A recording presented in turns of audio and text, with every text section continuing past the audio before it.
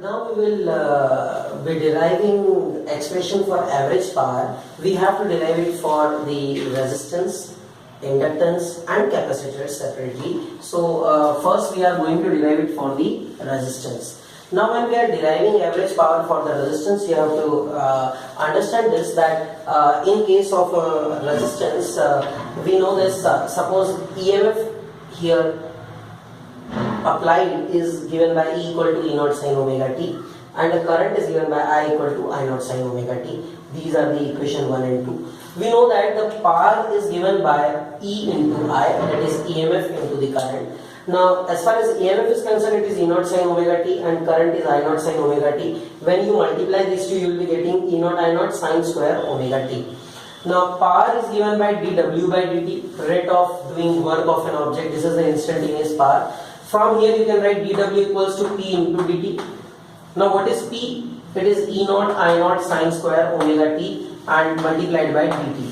Now if you want to find a total work done in a particular time, so for that what you have to do, you have to integrate it. So if you are going to integrate this, you can write it as W is equal to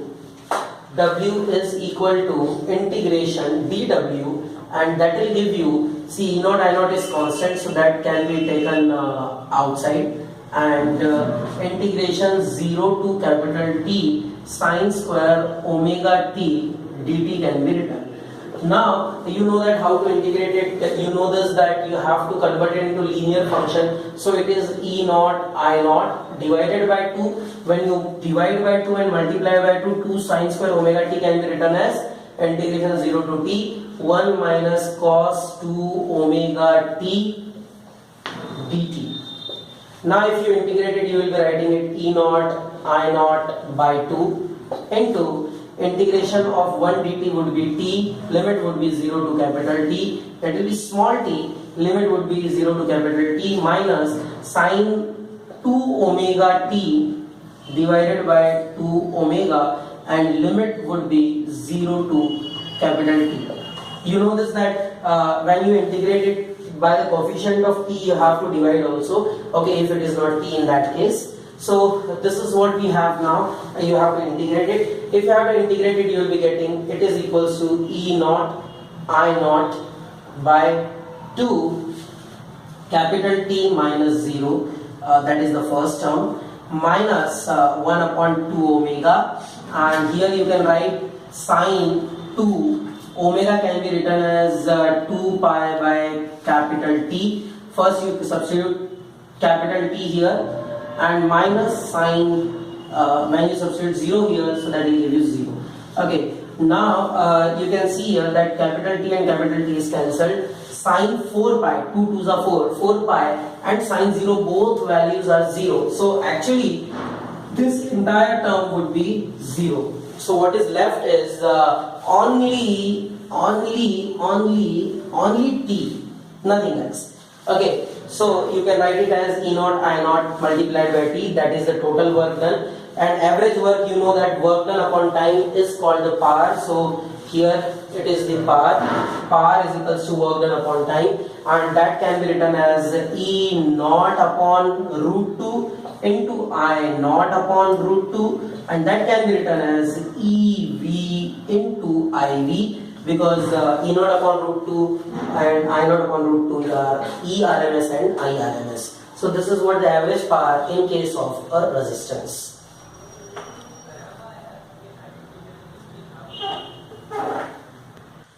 Now we will be deriving the expression for the average power in case of an inductor.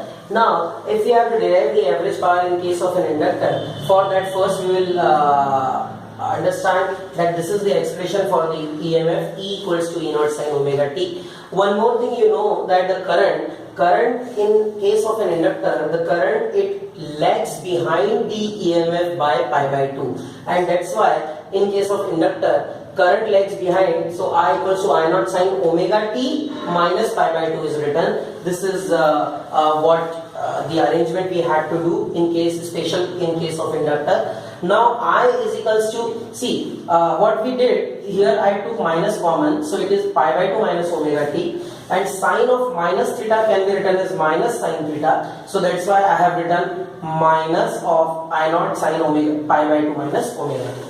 Now sine 90 minus omega t is cos omega t, so that's why we have written I equals to minus I naught cos omega t, equation number 2. Now we know this, that power is given by E into I, EMF into current. So we can write it as P equals to E naught sine omega t multiplied by minus I naught cos omega t. Now power can be written as dW by dt, and that is given by minus E naught I naught sine omega t cos omega t. Okay, now you can write as dW. If you have to find dW, so it is equal to minus E naught I naught, and here we can write dt, which I multiplied here like this. Okay, now if you have to integrate it, so for that the best way, the easiest way of doing it is multiply it by 2 and divide it by 2, because we have to find a total power, we have to find a total work. So for that W is equals to integration of dW. If you are going to integrate this, so you will be getting minus E naught I naught, okay, and integration 0 to capital T sin omega t cos omega t is there. What I am doing is I am dividing it by 2 and multiplying it by 2. So 2 sin omega t cos omega t dt is there. Now you can write it like this, minus E naught by 2 I naught E naught I naught by 2, and it is integration 0 to capital T. 2 sin theta cos theta is sin 2 theta, so it is sin 2 omega t dt, and that can be written as minus E naught I naught by 2, and sin 2 omega sin theta, integration of sin theta is minus cos theta, so minus minus will become plus cos 2 omega t divided by 2 omega, and the limit would be 0 to capital T. Next you can write is W is equals to E naught upon root 2 into I naught upon root 2. I did it like this, and into 1 upon 2 omega cos 2 omega. In place of omega we can write 2 pi by capital T, and in place of small t we will write capital T, the upper limit first. Okay, so it is upper limit minus cos 2 omega, and when you substitute in place of small t you will substitute 0, so that will be cos 0, and cos 0 would be that we will be writing afterwards. So capital T cancelled, cos 2 2s are 4, cos 4 pi, cos 2 n pi is always 1, cos 0 is always 1, so this value is 1, this value, this entire value is 1, this value is also 1, so 1 minus 1 will give you 0. So this entire work done, this implies this entire work done is actually 0, and if work done is 0, this implies power is also 0. So the average power in case of this inductor, it will be 0. Fine, I hope it is clear to you.